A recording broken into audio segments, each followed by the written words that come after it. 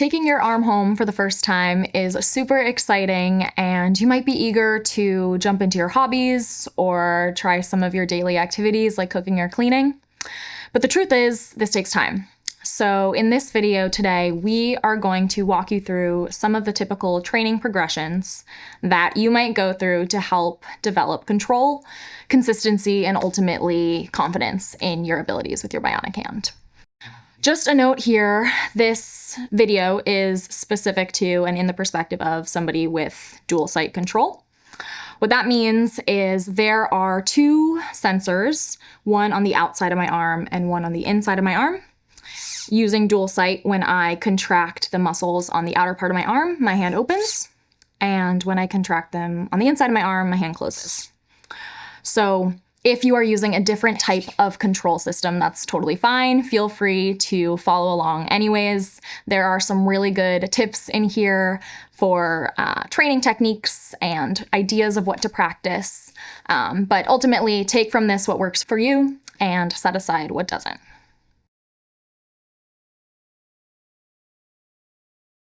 We're going to start with controls training.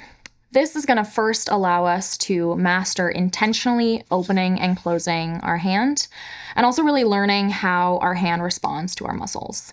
So our first step is going to be to pick up our phone and navigate to the Bionic Ability Hand app. If you don't have it downloaded already, now's a great time. We are going to lean on this app a lot while we're learning because it allows us to customize our hand and also really visualize what we're doing here. So I am going to open up the app now and click scan. I'm going to select my hand. And then I am going to open up that first page, the My Grips page. So the My Grips page is where we would typically go to create a grip card. A place where you can select the different grips or hand gestures that you'd like to access with your muscles using your selected grip switching method. We'll get into that a little bit later, but for right now, all we're gonna do is load up one single grip into a grip card. So to do that, I am going to click plus sign to add a grip card. I'm gonna name it Controls Training. And we are going to populate one of those open slots with a power grip. Then we're going to click Create. And then it's going to ask if you want to activate this grip card. We're going to click Yes. And just to confirm it's active, you're going to see the text active in the top right corner of that grip card, and it's going to have a green box around it. So the idea behind just having one grip is so that we can focus on just intentionally opening and closing in that grip. This makes sure we prevent any accidental grip switching and really allows us to just focus on open and close.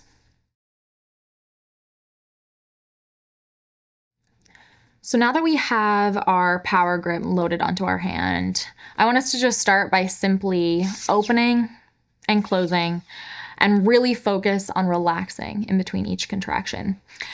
Intuitively, it might feel like you need to contract really hard to hold the position of the hand. So open and then hold that contraction really hard to keep the hand open, or close and hold that contraction to keep the hand closed around something. But in reality, the hand will hold its position until you send a different contraction. So I can open my hand and relax and close my hand and relax, and it's not going anywhere. So this is also a really great time to pull up our app again and navigate to the control signals page. If you scroll down a little bit. The control signals page is a great page to have up while you're learning just basic open, relax, close, relax, because it allows you to visualize your muscle signals. So just to orient you, what we're looking at here are the red signal, that's our open signal. And then the blue line there in that top plot is our close signal. And if you notice that these feel like they might be opposite, you can flip those channels in the app right here. What we're also looking at in this top plot is a threshold. So there's a threshold there. There's one for both the open and the close, and that is the threshold that your signal needs to surpass in order for the hand to respond. So for this first basic exercise of just focusing on relaxing, it's really useful to practice opening and watching those signals fully come back down, relaxing, and then closing and relaxing. And you can just keep going back and forth with this until it feels consistent. I find myself I've been using my Ability Hand for over 2 years, and I'll still come back to looking at my control signals page just to make sure everything's working properly and see how my hand in real time is responding to my muscles. This is also a really good time to just notice how you feel when you're doing this. It's normal to notice some inconsistencies and have moments of frustration, but if you notice that it's taking a lot of effort to contract for that signal to surpass the threshold, that's something to be aware of and something to communicate with your prosthetist. They know how your setup works and how your socket fits, and they might have adjustments or tips for you.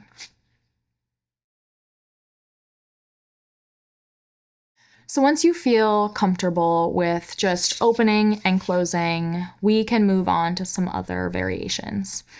It's really important not to rush here. I know we're just going to be jumping through this, but moving on to other variations could take days, weeks, months. It's really about your own process. Feel free to challenge yourself, but we can also always bear it back down to basics of just opening, closing, and relaxing.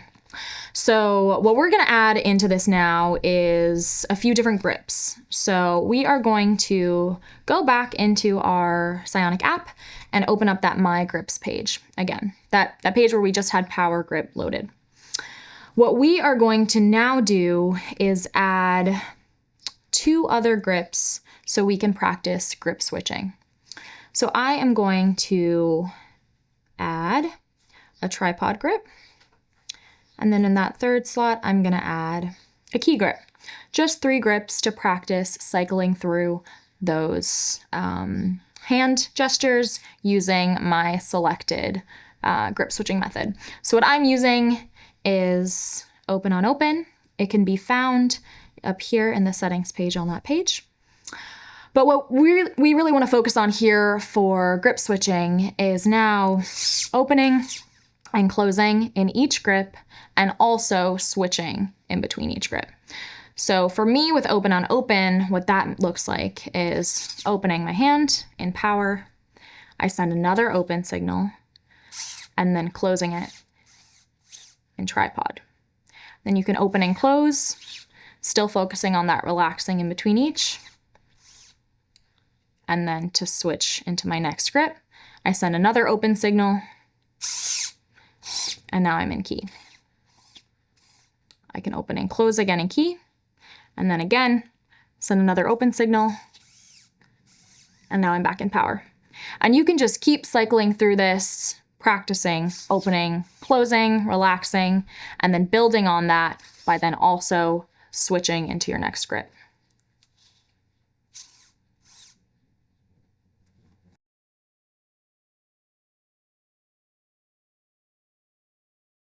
So if we really want to challenge ourselves, we could take a swing at controlling our speed. So this is another great time to pull up our app again and take a look at that control signals page again.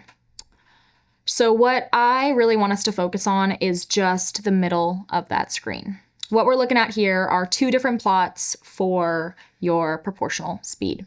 So we're looking at a speed plot on the left for your close signal and a speed plot on the right for your open signal. And those thresholds in the middle of those plots are just something to be aware of while you're doing this. Those are the thresholds that your signal needs to surpass for your hand to respond in its highest speed. And if your signal is below that threshold in that slow zone, it will respond with proportional speed control. So a fun kind of challenging exercise is to build in some speed control exercises. First, what we could just practice doing is just opening and closing. So going back to basics of just open, close, relax, but only in that slow speed. So trying to keep it below that threshold in that slow zone. I'm going to practice this now. I'm going to try to contract really slowly to close and open really slowly to open. We can also try super fast. So just trying to saturate your signal above that threshold. And then slow again.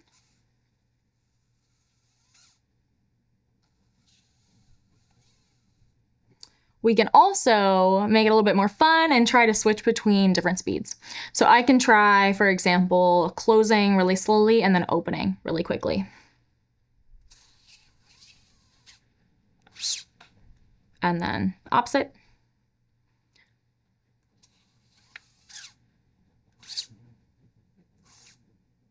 Open slowly.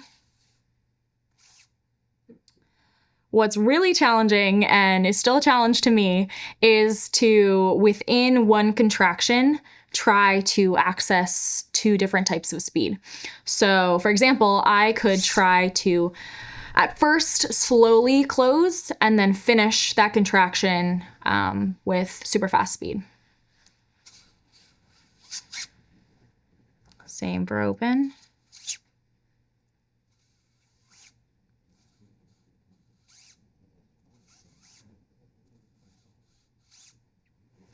So that definitely takes some practice and can definitely be a challenge, but you can practice running through these different speed control variations. You can stay within the basic open and close relax just to get a feel for the proportional speed.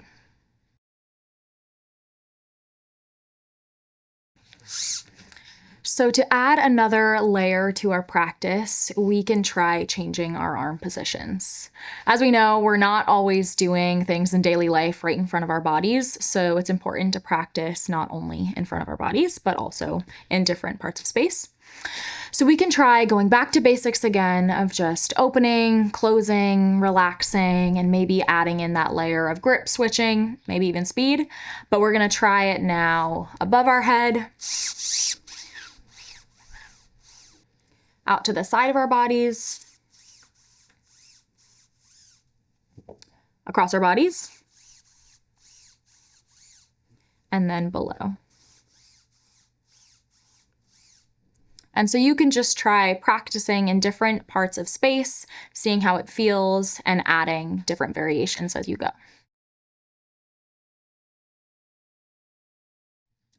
So for those of you that have other components like a wrist or maybe an elbow, now is a great time to practice adding in also those other components and control with those components. I don't have a wrist or an elbow or anything like that, so I'm going to call on my friend Ryan to help show how he switches between his hand and hand control and also his wrist. Great, thanks, Ani. So I'm going to show you how I'm able to use a muscle motion called co-contraction, which is kind of like making a tight fist, or another helpful way to think about it is kind of like flicking water off the end of your fingertips, like that kind of motion, to switch between actually opening and closing the hands and using the wrist. So again, I'm using co-contraction. There are other methods of switching between the wrist and hand as well. I'm just going to show you how I would practice learning with co-contraction. So the easiest way for me to learn to operate the wrist and the hand at the same time would be to rotate the wrist, then open the hand.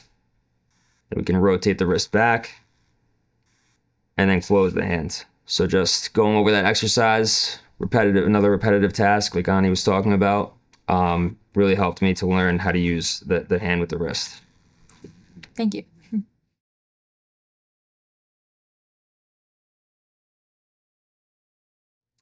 So now that we have some of those basic control techniques down, we can start moving on to some real-world objects. to start, we want to focus on more so low stakes objects. So avoiding anything that's glass, anything heavy, anything slick, just because we will drop it, that's okay. We just want to avoid anything that breaks.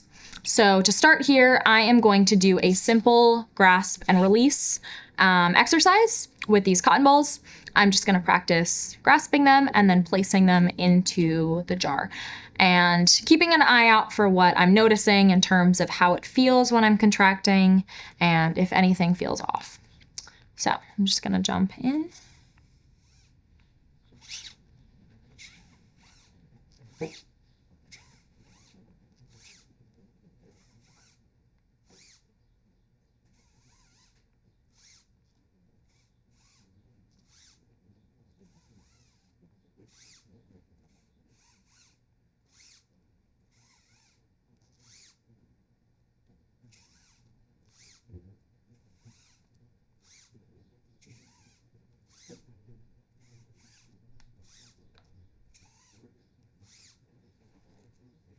So once you feel confident doing that grasp and release task with lower stakes objects like the cotton balls, we can move on to some more oddly shaped objects that are heavier and maybe a little bit slicker and involve some grip selection.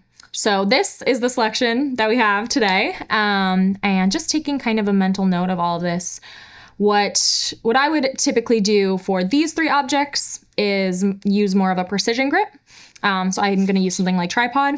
And then for this larger object, I think a power grip would do me best. So we're going to see, but for this exercise, it's going to be the same kind of grasp and release, this time moving to the other side. So crossing over this way, and adding a little bit of height. So to start, put that there to stabilize. Using tripod, do a grasp and release.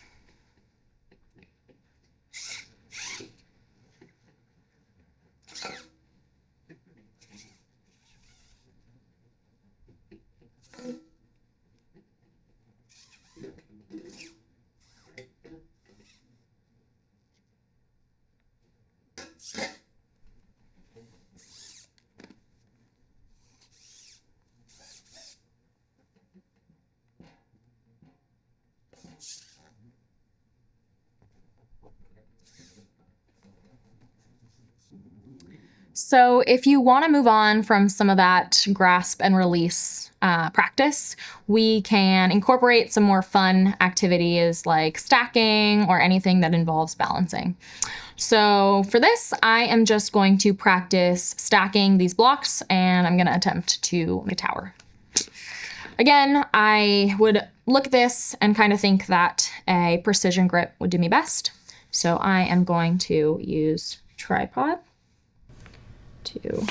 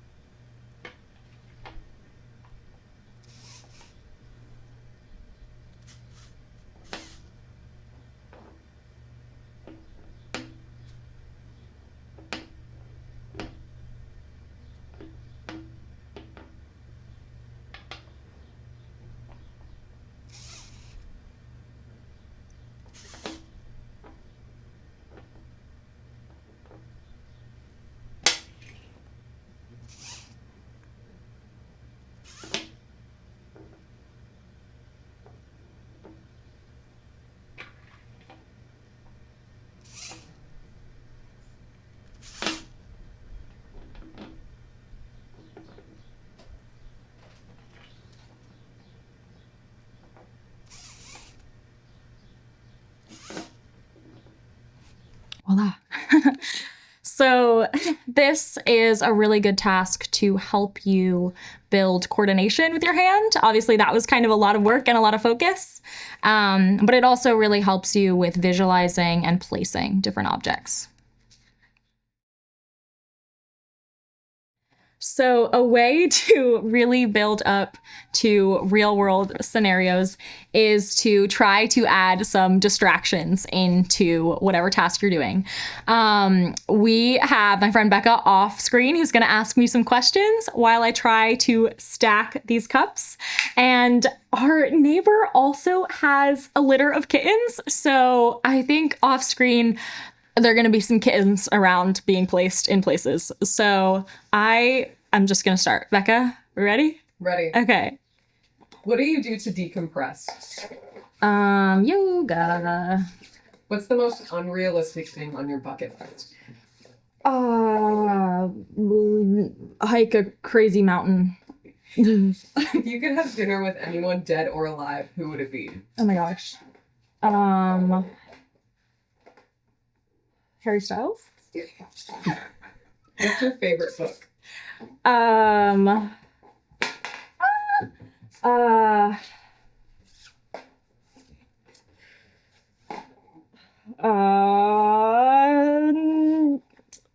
the Crawdads Sing. Have you ever met anyone famous? Miley Cyrus. If you had to sacrifice one of your 5 senses, what would it be?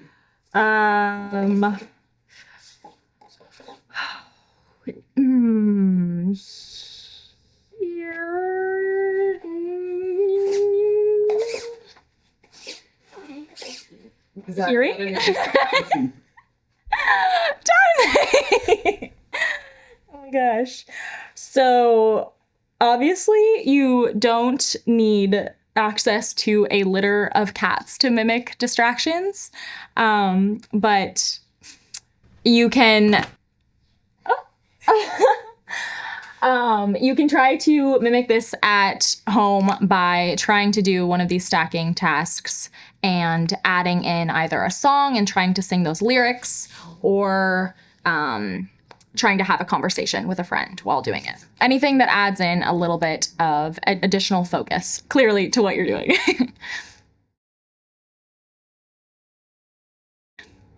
To wrap this up, I just want to say it is totally normal to have moments of frustration when you're learning how to use your hand. Learning to use a bionic hand takes time, it takes practice, and it takes a lot of patience. So stay consistent, celebrate your wins, and keep it up.